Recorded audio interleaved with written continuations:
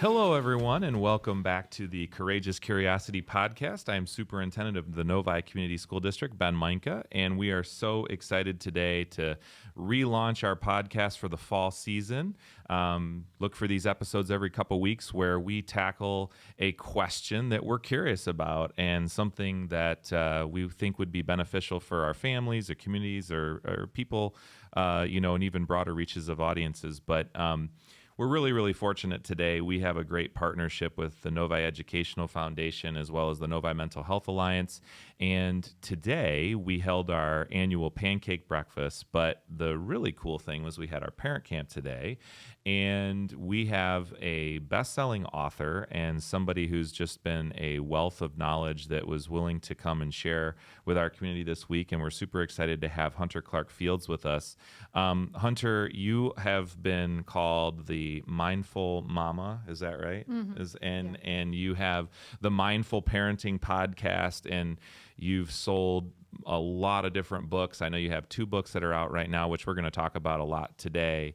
But you're kind of becoming a very well-known expert in this space of parenting. And so we're really excited. I loved hearing your keynote today. I loved reading your book. I read your first book. I haven't gotten through the second one yet, but it's so important that we're partnering with parents. And so today we're going to tackle this question which is really, how has parenting changed so much over the past few decades? And it's different now, and there are challenges now that we're facing, some of which are, I think, spanning across the time that they've always been there, but I think there's some unique things.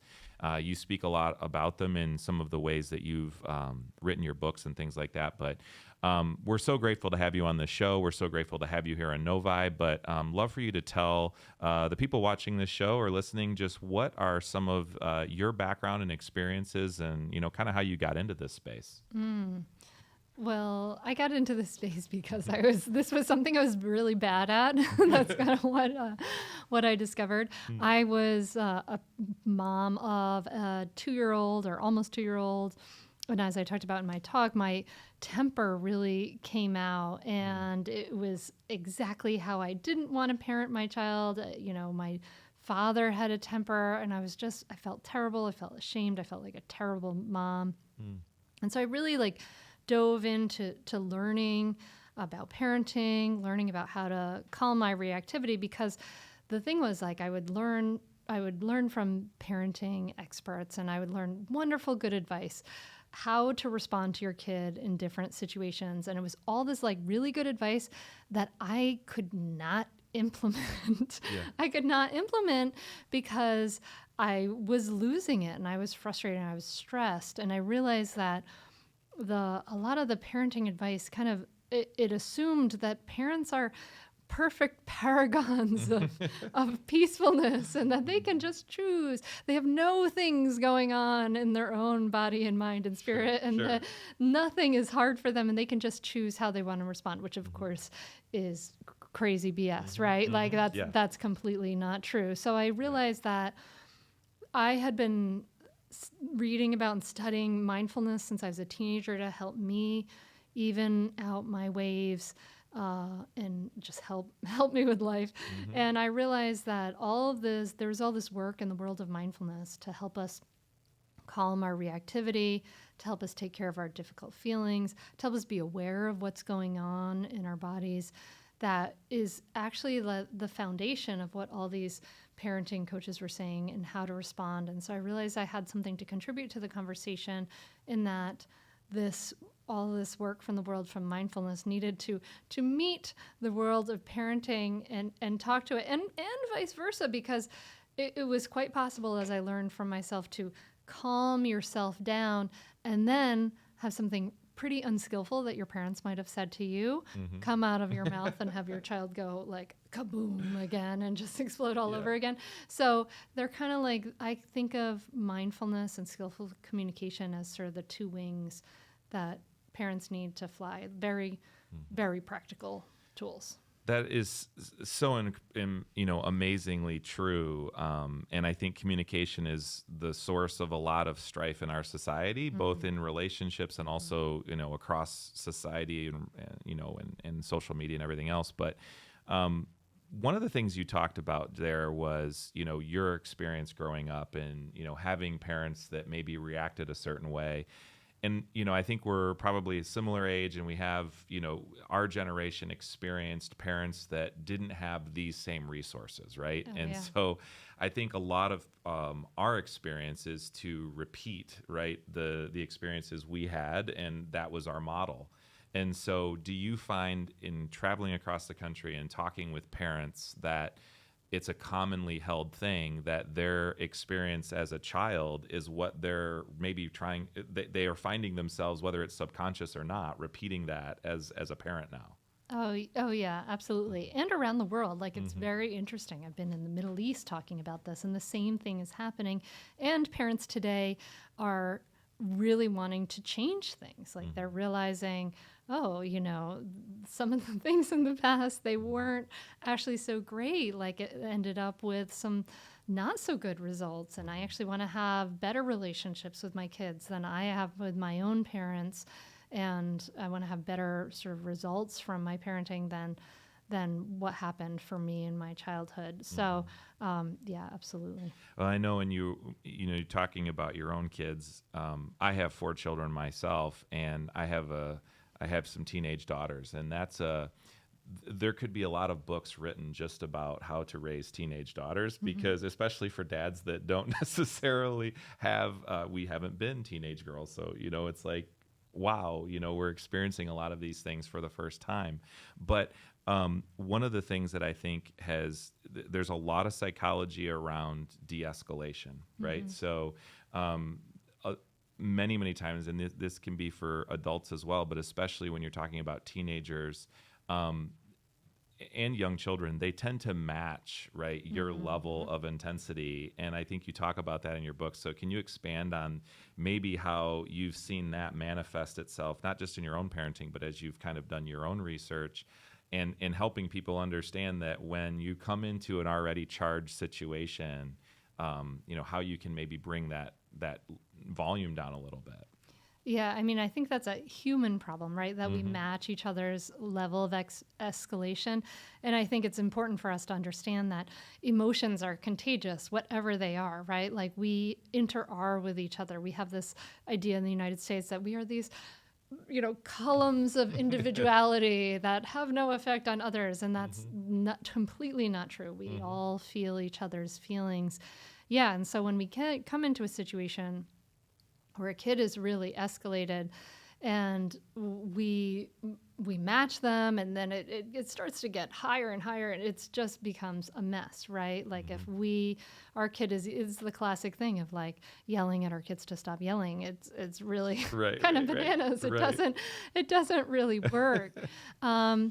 There's a thing about like kind of the energy in that is that we can't go into a situation where we have a child or a person who's really upset in front of us and be like, it's okay, just calm down, we'll be fine, right? Like that's kind of infuriating actually if you're already upset and somebody comes at you with that. So one of the things that often we parents skip in a situation, like say our kid has a problem, we come into a situation, we see our teen or our small child, whatever, has a problem, and they're upset, and we just want to fix the problem. We want to fix the problem and make it go away so that they will feel better, so that we will feel better. And unfortunately, that's a very frustrating position to be in if you're the one who's upset, because if we go in and we just give our kids advice and try to fix their problems all the time, it's like a vote of no confidence and that they can't solve any of their own problems. And so in fact, just like in the talk, we talked about when we have our own upset feelings, the very most important thing to do is to recognize what those feelings are, to acknowledge them, to name them, so that that really helps us to down escalate. Well, it's the same thing with other people. So when our kids have a problem, what really helps for them is for us to just reflect back to them what's happening. So if you're really upset and I say, oh, it's fine, everything's okay, that's frustrating and infuriating. But if you're really upset, I say, oh my gosh, you're really upset about this right now. This thing happened. And that's, oh my God, that must be so frustrating. Yes, like you see me, you hear me. And a lot of what our kids need from us or want from us is to be seen and heard, just to be acknowledged. And so actually in a lot of ways, like this can be a great relief for parents because you don't have to solve all your kids' problems. You don't have to be the all-knowing parent of Oz, right? Like you don't have to do that. In fact, you can just be a human who's there listening to and reflecting back to this other human, offering them empathy, really seeing and hearing them. And that provides so much relief for the other person to just acknowledge and reflect back and offer empathy for what they're going through.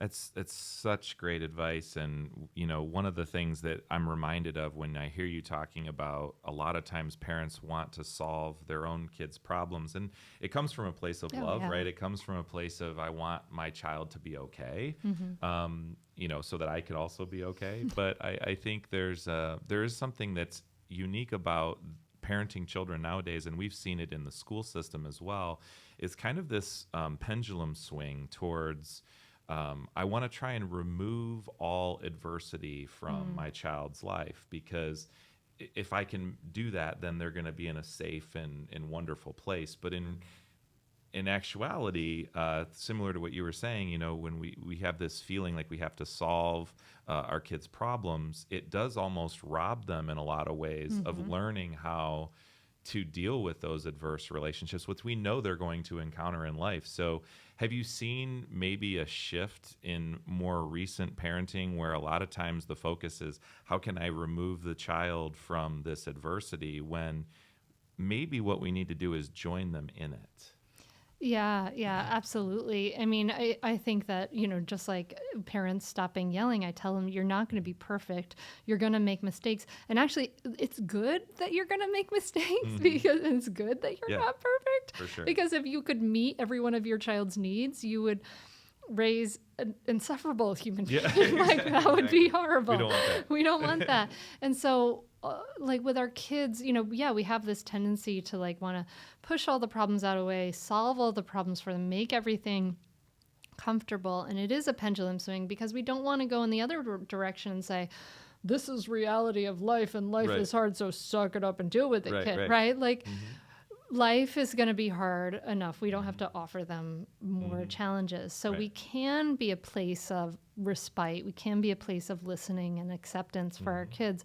But no, we don't have to solve all their problems, and that does rob them of things, they'll go through. I mean, it's not like we have to manufacture anything, though. Life has those things. Like when we have teenagers, it's very true, the adage of bigger kids, bigger problems, Like with my own teenager who's 16, she has a chronic pain condition that she's had for a couple of years.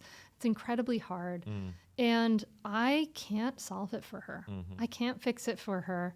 And I have to, my job in this process of being is to be with her, is to be a safe place for her, to listen to her, to support her, to be her supporter as she goes through this. And I can't solve it, and I can't fix it. And it's a very helpless and frustrating place to be in. But that's kind of the nature of parenting, is that as we grow up, like when they're infants, we can solve all their problems.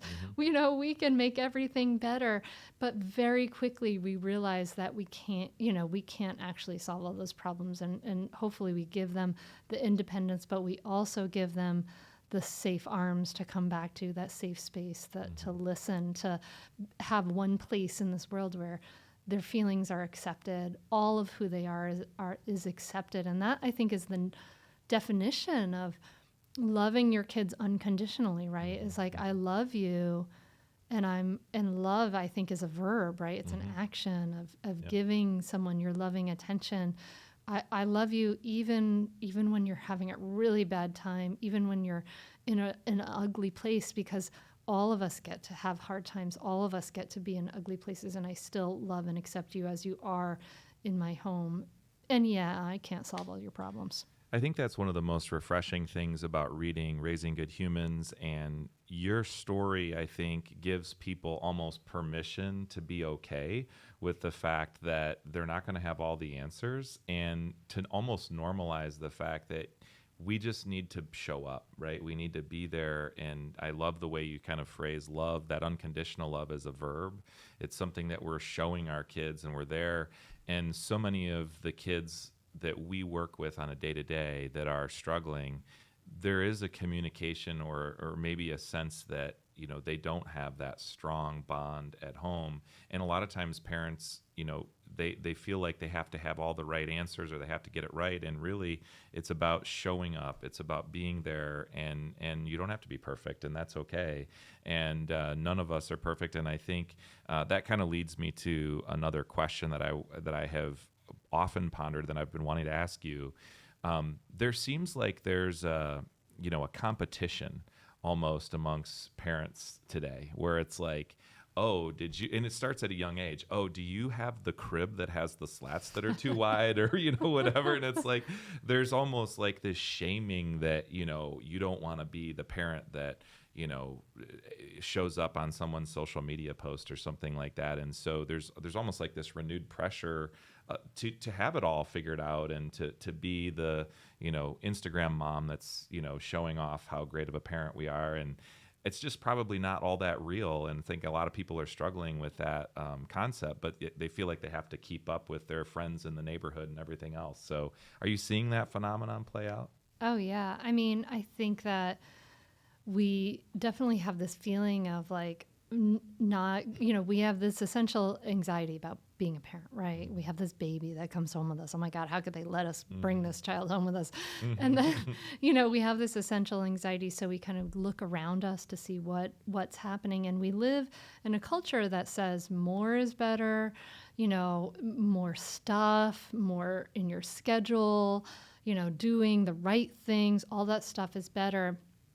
And unfortunately, for us, for little kids, they need a lot less. Little kids especially need more time for free open play, fewer adult organized activities, more time to just be imaginative and all of those things. That's what little kids need. Yeah. They're actually running out of that time that probably you and I had when we were little, a lot of that time, and they're running out of that time. But that's actually how they process their world, how they make sense of their world. So they need that.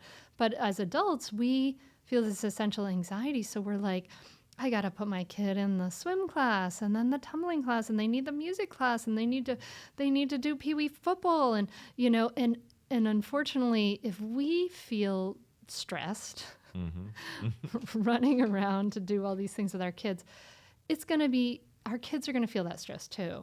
If we feel that stress, the kids need even more time. Childhood is even slower, but also even when you get to older ages, it's similar.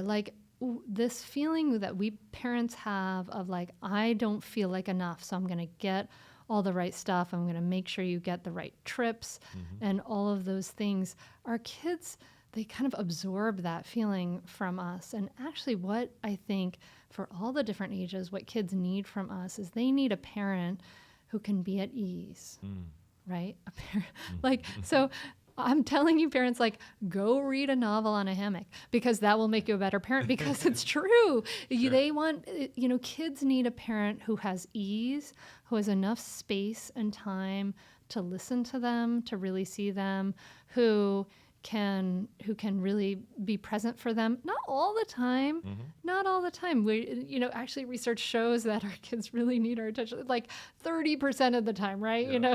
So it's not about being perfect. And in fact, when we push ourselves to be perfect, we teach that to our kids, right? We teach that you're not enough unless you get all these things done, unless you get to the right places on your vacation and you do all these things.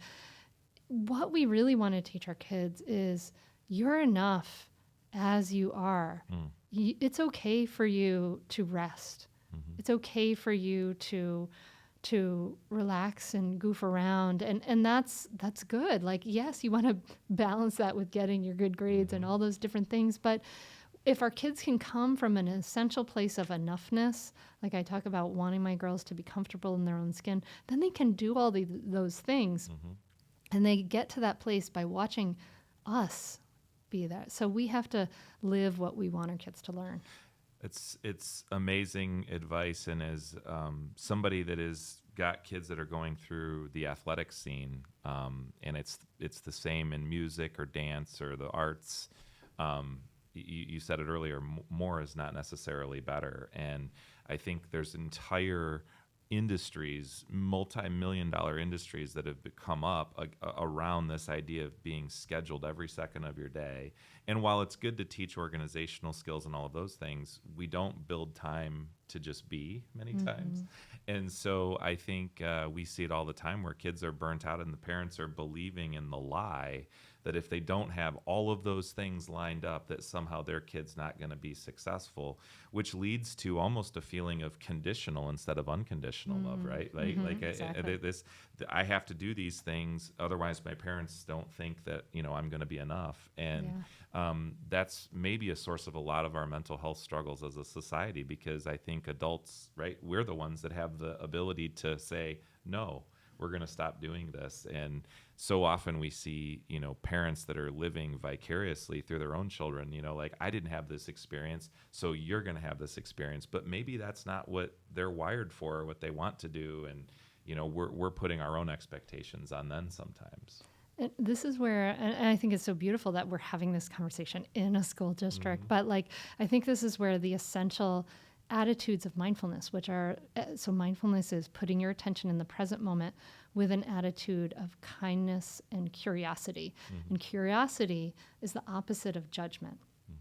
And this idea of kindness and curiosity, this is really what our kids need. Like, can we be curious about who they are today? Can we be open to what they have to say? Can we listen with curiosity without necessarily jumping to our own ideas and our own judgments and things like that? I've asked my, so I do communication workshops, and I've asked my older daughter, Maggie, I said, what are some of the barriers? Like, what gets in the way of communication? And she says, like basically not listening, jumping to a conclusion and things like that. And I think that we're as parents, we're trying to go and do so much. And we have this essential feeling of like, if I don't do all these things, I'm not good enough. But actually what our kids tell us, like directly, that we need is I need you to listen to me, to be curious about who I am. And that does require some breathing room, some downtime.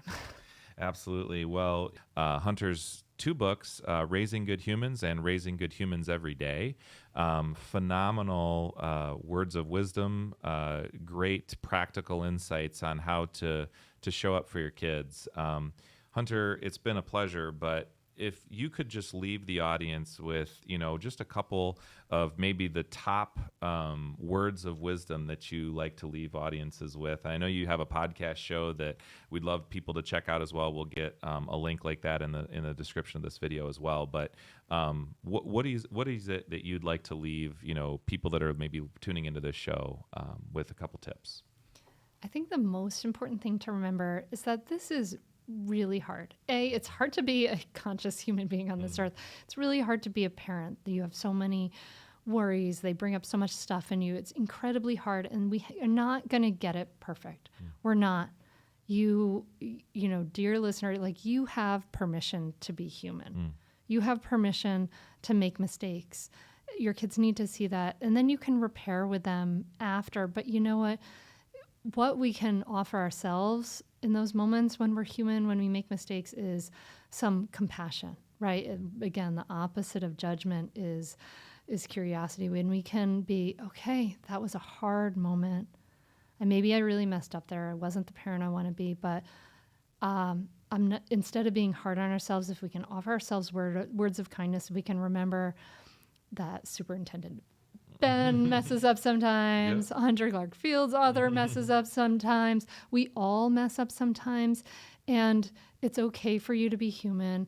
You can then pick yourself up again and begin anew. And that's, I think, what parenting is really all about, is just beginning again and again and again and again and starting over again and again.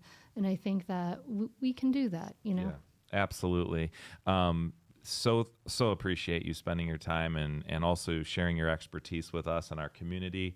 Had so many good, very positive comments about your talk out there for Parent Camp.